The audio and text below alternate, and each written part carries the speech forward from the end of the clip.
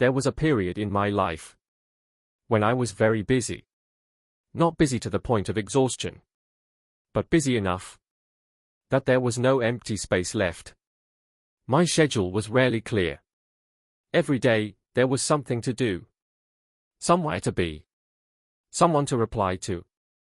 I was used to looking at my screen and seeing a long list of tasks and feeling reassured, because at least I was moving forward.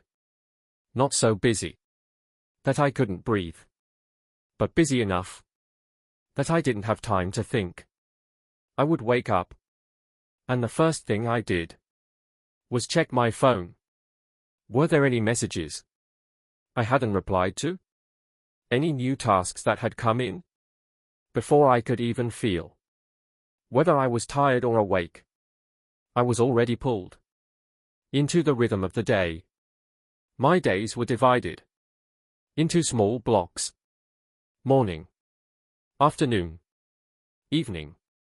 Each block had something to fill it. One meeting after another. One email after the next. Work tasks. Then small errands to take care of. I rarely allowed myself to do nothing, because doing nothing made me uneasy, as if I were missing something important. There was no real empty space. If even a small gap appeared, waiting for the bus, waiting for the elevator, waiting for food, I would immediately take out my phone. I would scroll, reply to messages, watch a short video. Not because I needed to, but because I wasn't used to sitting still without being occupied. I was always looking for something useful to fill the space. Sometimes it was real work.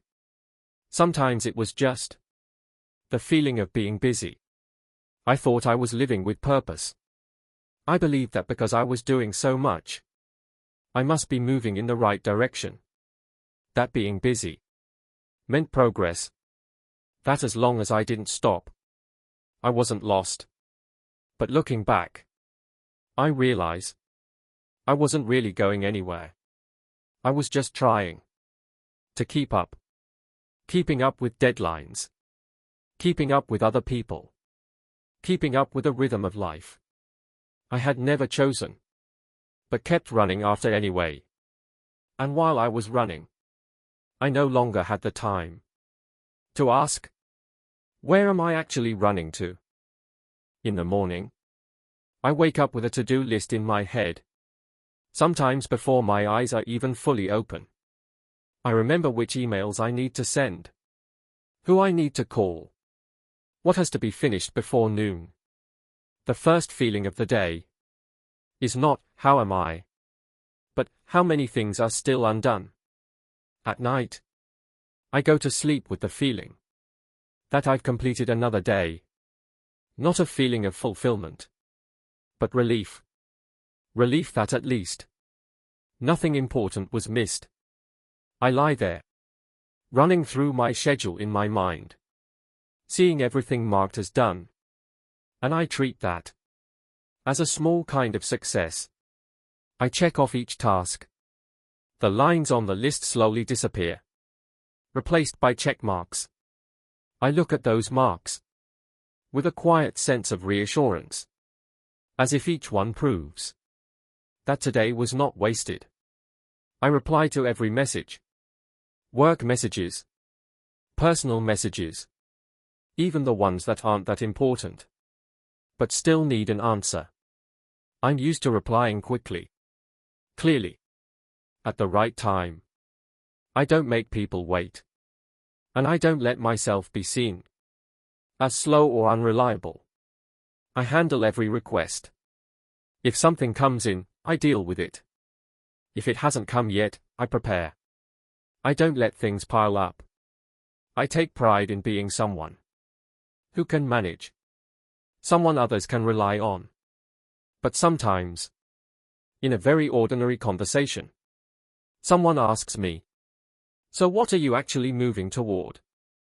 Not as an accusation, just a curious question. dropped in the middle of a chat. I usually answer with familiar words. Stability. Growth. Doing better.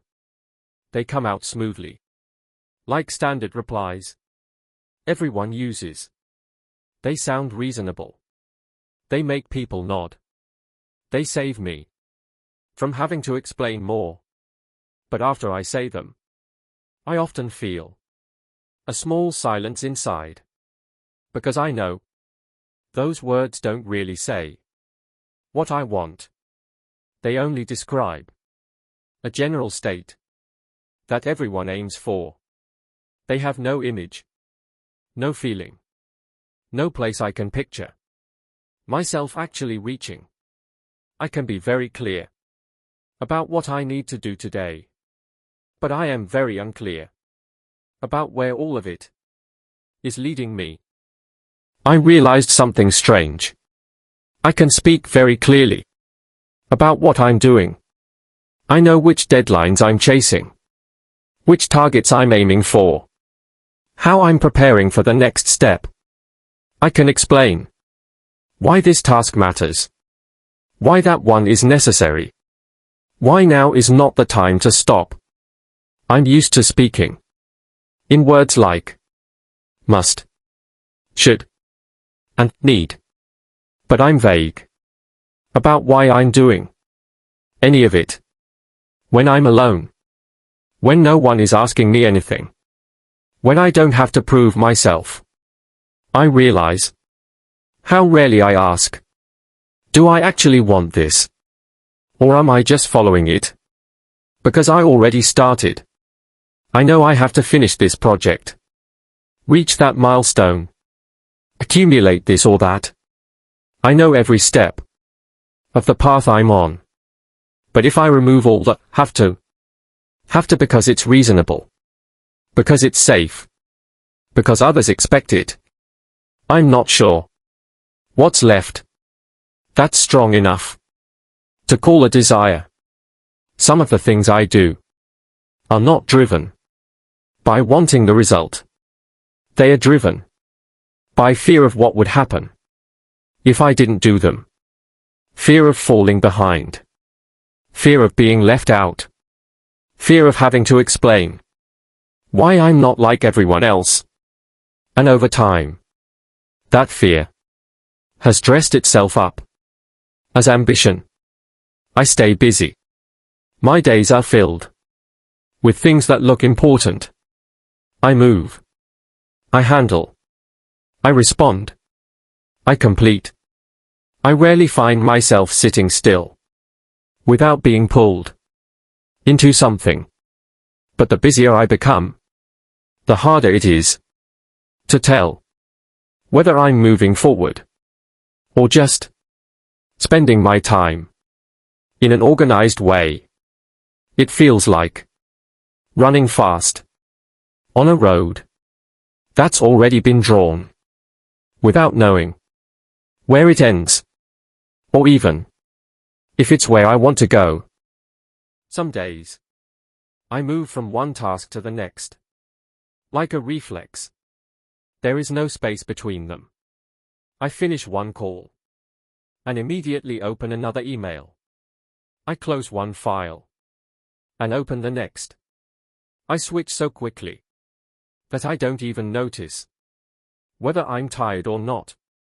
My body is here, but my mind is always one step ahead, worrying about what comes next. There is no moment long enough to ask, where am I going? Because if I stop, I would have to face a very uncomfortable silence. And in that silence, questions might appear that I'm not ready to answer. So I keep moving, as if movement itself were an answer. I only know that I cannot stand still. Standing still means watching others pass me by. It means feeling like I'm slowing down in a race no one officially announced, but everyone knows is happening. And falling behind is terrifying. Not because I'm desperate to win, but because I'm afraid of being left behind. Left behind the standards, the milestones, the things people call being okay.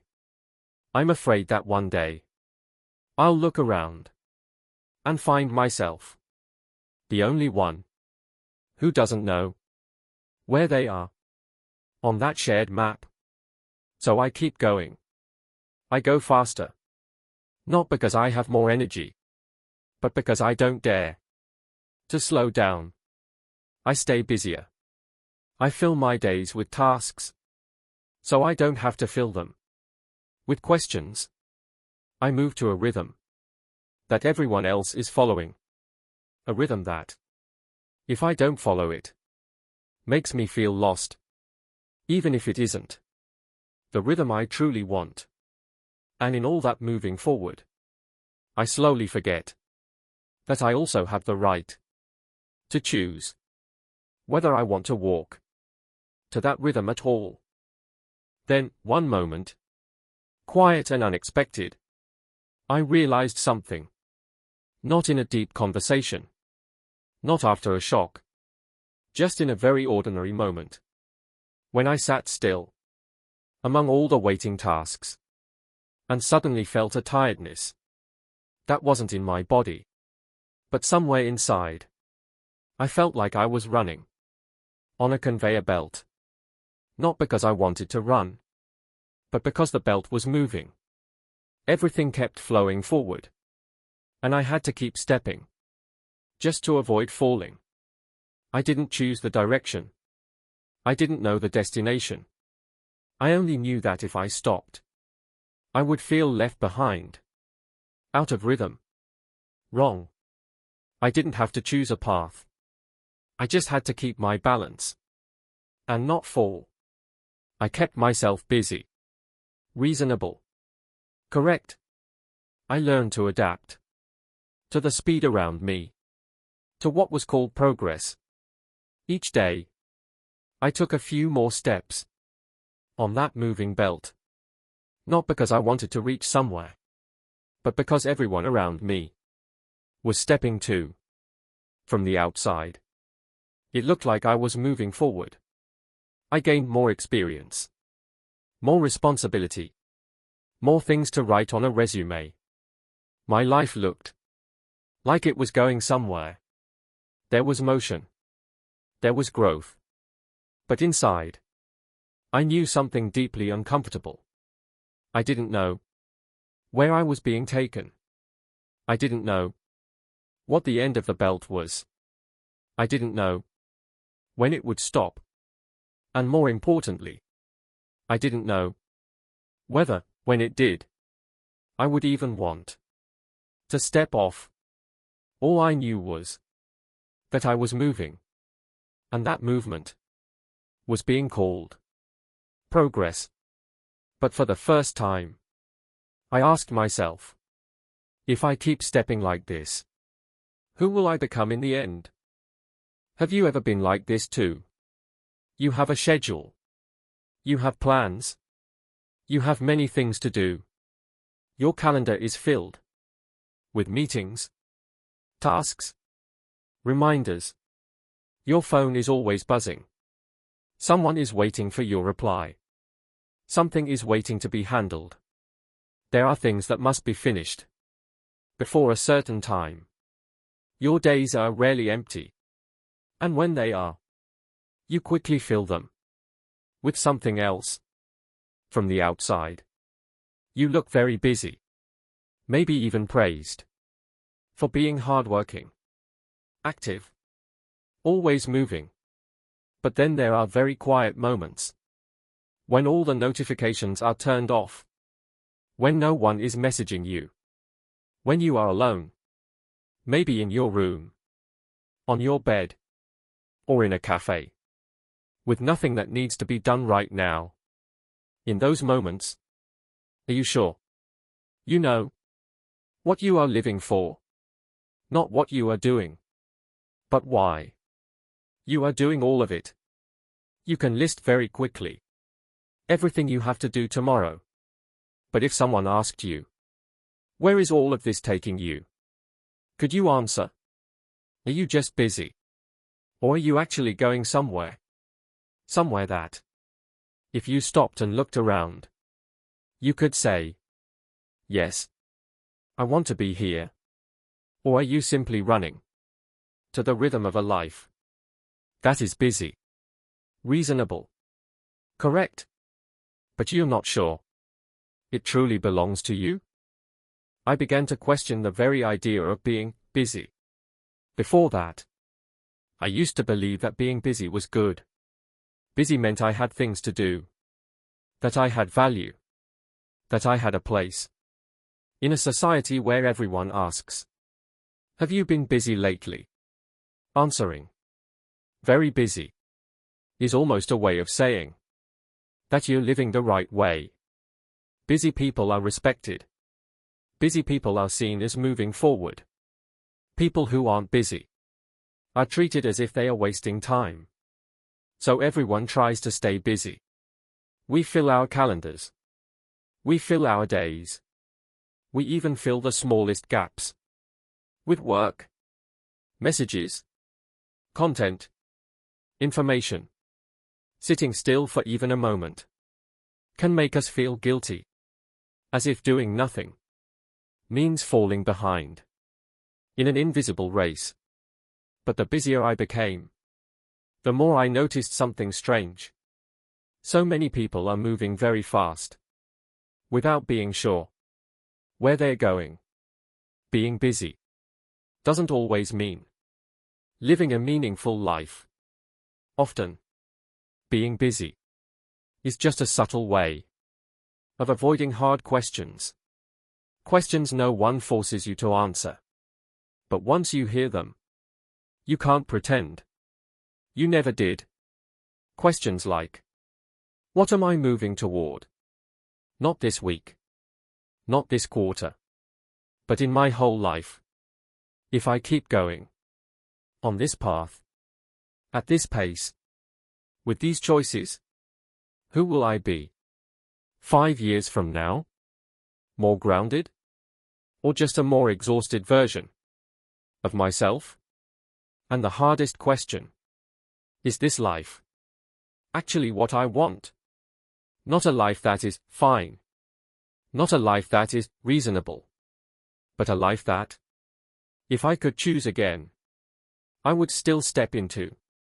These questions are dangerous for a busy life because they slow you down. They force you to look directly at the direction you're moving. And sometimes you realize you've gone very far without remembering why you started. Society doesn't teach us how to stop. It teaches us how to run faster. But the future isn't built on speed alone. It's built on direction. And for the first time, I realized that if I don't know where I'm heading, then moving faster only takes me further away. We can move very fast. Faster than the generation before us. Faster than we were just a few years ago. So fast that there is no time left to look back. We learn fast. We work fast. We adapt fast.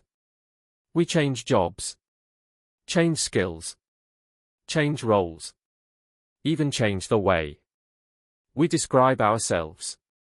Life is always in motion.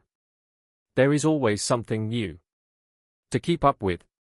But moving fast does not mean moving in the right direction.